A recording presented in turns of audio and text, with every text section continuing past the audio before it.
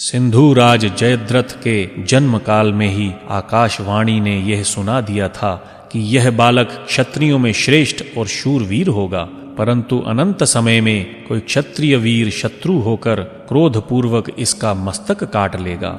यह सुनकर उसके पिता वृद्ध क्षत्र पुत्र स्नेह से प्रेरित होकर बोले, जो वीर इसका मस्तक काटकर जमीन पर गिरा देगा उसके सिर के भी सैकड़ों टुकड़े हो जाएंगे। ऐसा कहकर समय आने पर जयद्रथ को राजा बनाकर वृद्ध क्षत्र समंत पंचक क्षेत्र से बाहर जाकर कठोर तपस्या करने लगे। पांडवों के वनवास के समय संयोगवश एक दिन जयद्रथ द्रौपदी का अपहरण करके भागने लगा। पांडवों को यह समाचार मिला तो उन्होंने क्रोध में भरकर उसका पीछा किया। भीम और अर्जुन तो उसका वध ही कर देना चाहते थे, लेकिन युधिष्ठिर की दया से वह बच गया।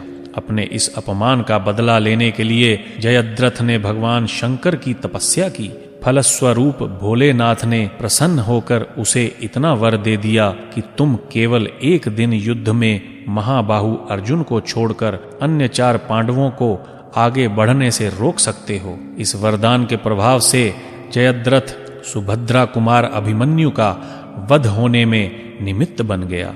बालक अभिमन्यु के वध पर जब जयद्रथ सहित कौरव खुशी मना ही रहे थे कि गुप्तचरों ने सूचना दी, कल सूर्यास्त तक जयद्रथ को मार डालने की प्रतिज्ञा अर्जुन ने कर ली है।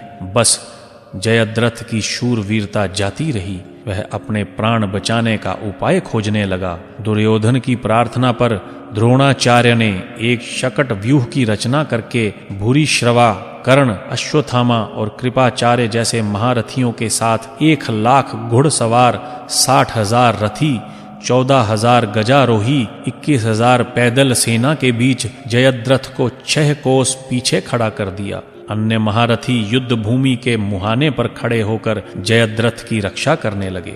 दूसरे दिन अर्जुन ने क्रोध में भरकर अपने बाणों से शत्रु सेना के सिर काटना प्रारंभ कर दिया। जयद्रथ तक पहुंचने की जल्दी थी, इस कारण अत्यंत शीघ्रता से अर्जुन रणभूमि को वीरों के मस्तकों से पाट रहे थे।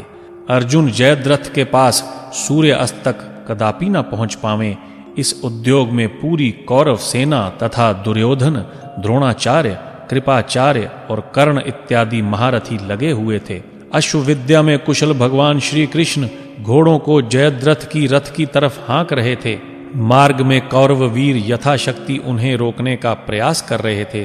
अर्जुन मूर्तिमान काल के समान अभूतपूर्व पराक्रम दिखाते हुए आगे बढ़ रहे थे, पर जयद्रथ कहीं दिखाई नहीं पड़ रहा था, जबकि सूर्यास्त होने में कुछ ही समय शेष रह गया था। किंतु जिसके साथ भगवान श्री कृष्ण हो, उसकी प्रतिज्ञा पूरी होने में कैसे संदेह हो सकता है। भगवान श्री कृष्ण ने माया करके सूर्य को ढक दिया। सूर्यास्त हुआ जानकर जयद्रथ आगे निकल आया। कौरव बड़ी खुशी में भर गए। खुशी के मारे उन्हें सूर्य की ओर देखने का भी ध्यान नहीं रहा। इसी बीच उत्सुकता पूर्वक जयद्रथ सिर ऊंचा करके सूर्य की ओर देखने लगा। इसी समय श्री कृष्ण का संकेत पाकर अर्जुन ने वज्र तुल्य बाण छोड़ दिया। वह बाण जयद्रथ का सिर काटकर बाज की तरह लेकर आकाश में ले उड़ा और समंत पंचक क्षेत्र के बाहर वहां ले गया, जहां पर जयद्रथ के पिता वृद्ध क्षत्र संध्योपासन कर रहे थे। उस बाण ने जयद्रथ के कटे सिर को उनकी गोद में डाल दिया। उनकी गोद से जैसे ही जयद्रथ का कटा सिर जमीन पर गिरा, पुत्र के साथ ही साथ पिता का भी अंत हो गया।